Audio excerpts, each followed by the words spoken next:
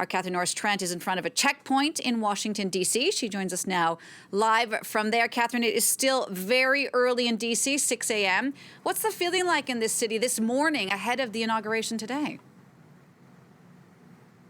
Yeah, day is dawning here on Inauguration Day in Washington, D.C., and it's quite a surreal feeling, really, Jeannie. As you said, security is being kept extremely tight. This is one of the many checkpoints leading into what is basically now known as the Green Zone, downtown Washington, D.C., around the White House, Capitol Hill, and the public institutions that 25,000 members of the U.S. National Guard have been drafted in to protect here in the nation's capital. So behind me here, they've got sniffer dogs checking any vehicle with security Secret Service clearance to be allowed to drive in. It really is in lockdown at the moment as Washington, D.C. prepares for this historic inauguration, which will be getting underway very shortly. The official event, Joe Biden will be attending a church service with Kamala Harris and leaders from both the House and the Democrat,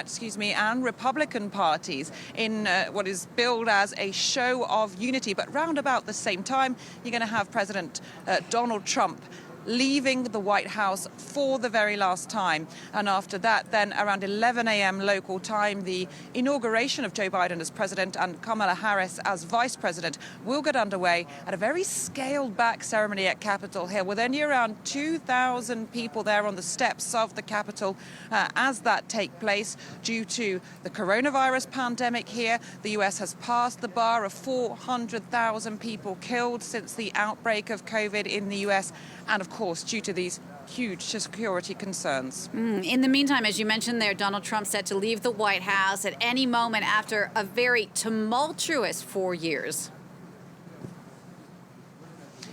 Yes, that's right. Everyone's bracing to see what Donald Trump will say in his very last address as U.S. president. So we're told at around 8 a.m. local time, he will be leaving the White House for the final time, taking a short helicopter ride to Joint Base Andrews, a military base just outside Washington in Maryland, where the stage is already set for him to have a farewell ceremony. We're told there's a red carpet, a military band.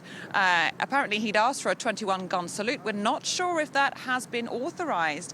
Donald Trump will give a speech. It's not clear to how many supporters. There are reports here in the U.S. media that he'd issued many invitations to this farewell event to members of his administration and that not all those invitations have been taken up. A lot of people seemingly wanting to distance themselves from Donald Trump after the events, the siege on the U.S. Capitol here on the 6th of January. So we'll have to watch out for what he says in his final speech before he will board Air Force One for the final time as U.S. president and fly to Florida, where he will be spending Inauguration Day not at the inauguration of his successor, but at Mar-a-Lago, his resort in Florida.